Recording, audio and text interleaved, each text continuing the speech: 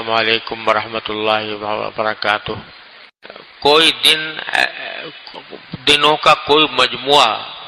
ایسا نہیں ہے جس میں اللہ تبارک و تعالیٰ کو اپنی عبادت اتنی محبوب ہو جتنا یہ 10 دن ہے ذوالحجہ کے، جس سے 10 دن ہے عشر ذوالحجہ، یعنی ذوالحجہ کی پہلی تاریخ سے لے کر 10 تاریخ تک یہ 10 دن جو ہیں یہ عشر ذوالحجہ کہلاتے ہیں۔ اور ایک حدیث میں جو خطبے میں پڑھی جائے گی اس میں نبی کریم سرورت عالم صلی اللہ علیہ وسلم کا یہ ارشاد منقول ہے کہ ما من ایام احب الی اللہ ان یتعبد له فیها من 10 ذی الحجہ، یعنی سارے سال میں ظاہر رمضان کے بعد کوئی دن ایسے نہیں ہیں جن میں اللہ تبارک و تعالیٰ کو اپنی عبادت اتنی زیادہ پسند ہو جتنی ذوالحجہ کے عشرے میں پسند ہے۔ عبادت خواہ کسی بھی قسم کی ہو، خاص طور پر یہ فرمایا کہ یعدل صیام کل یوم منہا بصیام سنہ، کہ اس کے ہر دن کا روزہ 1 سال کے روزے کے برابر ہے۔ ایک دن کا روزہ رکھے تو نفلی روزہ 1 دن کا رکھے تو ایسا ہے جیسے 1 سال بھر نفلی روزے رکھے۔ وقیام کل لیلۃ منہا بقیام لیلۃ القدر، اور ہر رات میں کھڑا ہونا، کھڑے ہونے سے مراد یہ ہے کہ نمازیں پڑھنا، نفلیں پڑھنا، تہجد پڑھنا، یہ برابر ہے لیلۃ القدر کے قیام کے۔ تو لیلۃ القدر تو رمضان میں آتی ہے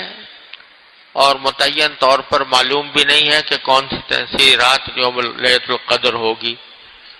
آخری عشرے کی کوئی بھی طاق رات لیلۃ القدر ہو سکتی ہے، لیکن ان راتوں کے بارے میں رسول کریم صلی اللہ علیہ وسلم نے فرمایا کہ ان راتوں میں جو عبادت کی جائے گی وہ لیلۃ القدر کی عبادت کے برابر ہوگی۔ اور صرف روزے ہی کی خصوصیت نہیں اور تہجد ہی کی خصوصیت نہیں، بلکہ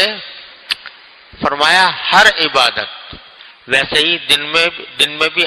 آدمی نفل پڑھے گا تو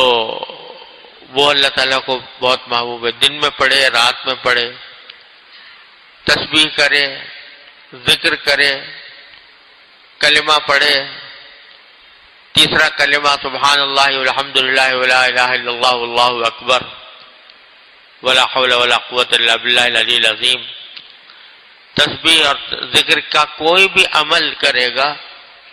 وہ اللہ تعالیٰ کو اتنا محبوب ہے اس زمانے میں جتنا اور دنوں میں محبوب نہیں۔ درود شریف پڑھے، صدقہ کرے، وہ صدقہ جتنا اس زمانے میں محبوب ہے اتنا اور کسی زمانے میں محبوب نہیں ہے۔ اور ظاہر ہے جب اللہ تعالیٰ کو محبوب ہے تو اس کے اوپر اجر و ثواب بھی عام دنوں کے مقابلے میں زیادہ ہوگا۔ تو ہر قسم کی عبادت،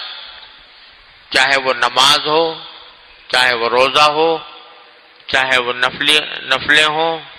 چاہے وہ ذکر ہو، تسبیحات ہوں، درود شریف ہو، صدقہ خیرات ہو، جتنے بھی نیک عمل ہیں، کسی غریب کی امداد ہو، کسی کی حاجت روائی ہو، وہ یہ سب عبادتیں ہیں۔ اور ان عبادتوں یہ عبادتیں ان ایام میں سب سے زیادہ محبوب ہیں اللہ تعالیٰ کو، لہذا اس کا اجر و ثواب بھی زیادہ ہے۔ ایک تو خصوصیت اس عشرے کی یہ ہے، اللہ تعالیٰ اپنی رحمت سے ہمیں اس عشرے کے اندر زیادہ سے زیادہ عبادت کی توفیق عطا فرمائے۔ دوسری بات یہ کہ اس عشرے میں کچھ ایسی عبادتیں انجام دی جاتی ہیں جو سارے سال نہیں دی جا سکتی۔ اللہ تعالیٰ نے انہی دنوں کو ان عبادتوں کے لیے مخصوص کر لیا ہے۔ مثلا حج ہے، حج جو ہے وہ صرف انہی 9 ذوالحجہ کو 8 سے شروع ہوگا، 9 ذوالحجہ کو عرفات میں سارے حاجی جمع ہوں گے، وقوف عرفات ہوگا، رکن اعظم جو ہے حج کا وہ 9 تاریخ کو انجام دیا جائے گا، اور پھر 10، 11، 12 کو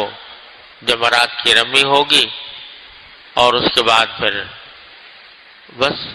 اب یہ عرفات کا جو میدان ہے وہ سارے سال کھلا ہوا ہے، سارے سال کھلا ہوا ہے، لیکن 9 ذی الحجہ کے علاوہ کسی دن جا کے کوئی آدمی وہاں پر کھڑا ہو جائے تو حج ادا نہیں ہوگا، 9 ذی الحجہ کو جائے گا تو ادا ہوگا۔ تو اللہ تبارک و تعالی بعض اوقات یہ دکھاتے ہیں کہ کسی چیز میں اپنی ذات میں کوئی تقدس نہیں رکھا، جب ہم کہہ دیں گے اس وقت میں اس پر تقدس آئے گا۔ تو اب اگر آج بھی چلے جاؤ عرفات کے میدان میں، صبح طلوع آفتاب سے لے کر اور رات مغرب تک بیٹھے رہو، وہاں پر بیٹھے رہو، کھڑے رہو، عبادتیں کرتے رہو، وہ اجر نہیں ملے گا، بلکہ بدعت ہو جائے گا، بدعت ہو جائے گا، کیونکہ اللہ میں نے نہیں کہا کہ آج کے دن جاؤ وہاں پر۔ لیکن 9 تاریخ کو جاؤ گے تو کہتے ہیں کہ بعض روایتوں میں آتا ہے کہ وہ یوم عرفہ جو ہے، عرفات کے اوپر جو جب حاجی مقیم ہوتے ہیں تو خیر یوم طلعت فی الشمس، یعنی سب سے زیادہ وہ بہتر دن ہے جس میں سورج طلوع ہوتا ہو، اللہ تعالیٰ کی طرف سے ایسی اس میں برکتیں نازل ہو جاتی ہیں۔ لیکن تو حج کو اللہ تعالیٰ نے انہی ایام کے ساتھ مخصوص کر دیا، اور البتہ جو حج کے لیے نہیں جا سکے، جیسے ہم لوگ ہیں حج کی عبادت انجام نہیں دے سکے، یہاں پر موجود ہیں، ان کے لیے اللہ تعالیٰ نے 2 چیزیں رکھی ہیں۔ ایک یہ مستحب ہے،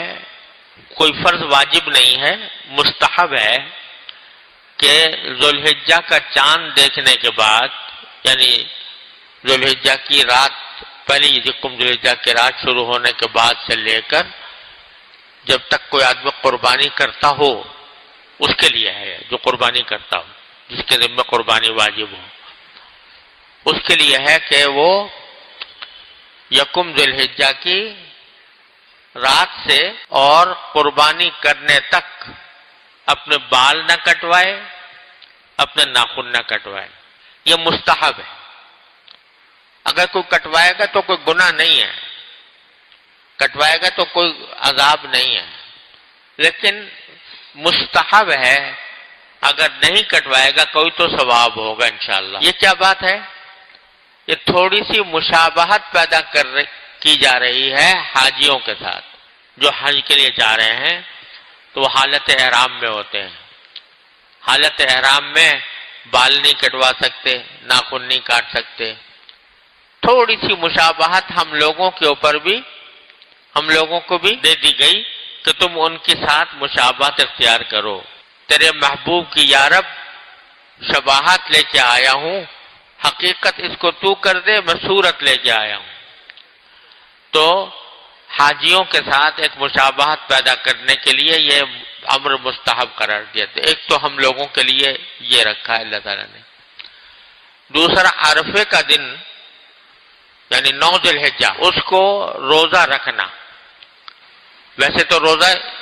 یہ پورے عشرے کے اندر اس کی بڑی فضیلت ہے، جیسے ابھی عرض کیا کہ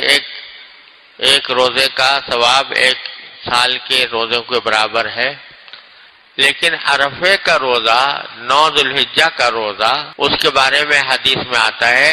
کہ آپ نے فرمایا کہ مجھے اللہ تعالیٰ کی رحمت سے امید ہے کہ وہ 1 سال پہلے کے اور 1 سال آگے کے گناہوں کی معافی کا ذریعہ بنے گا، کفارہ بن جائے گا 1 سال پہلے کے گناہوں کا اور 1 سال بعد کے گناہوں۔ لیکن اس سے کوئی یہ نہ سمجھے کہ گناہ کرتا رہے، وہ سوچے بھائی گناہ تو کرتے رہو اور 9 ذی الحجہ کو روزہ رکھ لیں گے تو 2 سال کے گناہ معاف ہو جائیں گے، ایسا نہیں ہے۔ پہلی بات تو یہ کہ یہ جہاں جہاں یہ آتا ہے کہ گناہ معاف ہو جائیں گے، اس سے مراد ہوتا ہے صغیرہ گناہ، چھوٹے چھوٹے گناہ، وہ معاف ہو جاتے ہیں۔ کبیرہ گناہ بغیر توبہ کے معاف نہیں ہوتے۔ اسی طرح اگر حقوق العباد کے گناہ ہیں، کسی بندے کا کوئی حق مارا ہے، کسی بندے کا حق پامال کیا ہے، تو وہ صرف توبہ سے بھی معاف نہیں ہوتا، اور وہ عرفات کا روزہ رکھنے سے بھی معاف نہیں ہوتا، عرفے کا روزہ رکھنے سے بھی معاف نہیں ہوتا، جب تک کہ وہ شخص جس کا حق پامال کیا وہ جب تک معاف نہ کر دے یا اس کو حق ادا نہ۔ لیکن بہرحال یہ فضیلت ہے کہ صغیرہ گناہ 2 سال کے معاف ہو جاتے ہیں عرفات کا روزہ رکھنے سے۔ یہ بھی ایک، ہم جو لوگ حج کو نہیں گئے وہ عرفے کے دن روزہ رکھ کے یہ ثواب کما سکتے ہیں۔ اور پھر ایک عبادت جو انہی دنوں کے ساتھ مخصوص ہے، ذوالحجہ کے ساتھ، وہ قربانی کی عبادت ہے، بس وہ 3 دن انجام پاتی ہے، 10، 11، 12 ذوالحجہ۔ باقی دنوں میں قربانی کوئی عبادت، آج آپ گائے قربان کر دو، بکرا قربان کر دو، کوئی ثواب نہیں۔ یہ جو عام دنوں میں صدقہ کیا جاتا ہے جانوروں کا، تو وہ قربانی نہیں ہوتی، وہ گوشت کا صدقہ ہوتا ہے، گوشت تقسیم کر دیا غریبوں میں، وہ صدقہ ہو گیا۔ لیکن جہاں تک قربانی کا تعلق ہے، قربانی کا مطلب ہے کہ جب جانور کے گلے پر چھری پھیر دی بسم اللہ اللہ اکبر کہہ کر، ان صلاتی و نسکی و محیا و مماتی للہ رب العالمین کہہ کر، تو بس قربانی کی عبادت ادا ہو گئی۔ تو یہ قربانی کی عبادت بھی ایسی ہے کہ جو ان 3 دنوں میں ہو سکتی ہے اور دنوں میں نہیں ہے، اور ہر اس شخص کے ذمہ واجب ہے کہ جس کے پاس 52.5 تولے چاندی کی مقدار اپنی ضروریات اصلیہ سے زیادہ مال ہو، جو آج کل کے حساب سے تقریباً 50,000 روپے کے قریب بنتا ہے، تو 50,000 روپے نقد ہو، زیور ہو 50,000 روپے کا، یا 50,000 روپے کا ضرورت سے زیادہ سامان ہو، تو اس کے ذمے قربانی واجب ہو جاتی ہے۔ اور قربانی ادا کرنا یہ ایک بہت بڑی فضیلت ہے، اور اللہ نے زندگی دی، اگلے جمعہ میں اس کی تفصیل انشاءاللہ بیان ہوگی کہ کیا تفصیلات ہیں اس کی، تو اس کو ذرا ذوق و شوق کے ساتھ اور اہتمام کے ساتھ یہ عبادت انجام دینی چاہیے۔ لیکن ساتھ ہی بھائی یہ اس کا بھی خیال رکھیں کہ قربانی کرنے کا مطلب یہ نہیں ہے کہ گندگی پھیلا دو شہر کے اندر، شہر ویسے ہی گندا پڑا ہوا ہے، کچروں کے ڈھیر ہیں، تو لیکن اس بات کا خیال رکھا جائے کہ قربانی کے نتیجے میں گندگی پھیلا کر لوگوں کے لیے تکلیف کا سبب نہ بنے۔ ایسی اگر جہاں پر قربانی ہوئی ہے تو اس جگہ کو پھر صاف ستھرا بھی کر دیں، دھو دھلا کر بھی صاف کر دیں تاکہ لوگوں کو تکلیف نہ ہو۔ اللہ تعالیٰ کی عبادت انجام دینے میں اس بات کا لحاظ رکھنا ضروری ہوتا ہے کہ اس سے کسی کو تکلیف نہ پہنچے۔ حدیث میں فرمایا رسول اللہ صلی اللہ علیہ وسلم نے کہ مسلمان وہ ہے جس کے ہاتھ اور زبان سے دوسرے لوگ محفوظ رہیں، دوسرے مسلمان محفوظ رہیں، ان کو کوئی تکلیف نہ پہنچے۔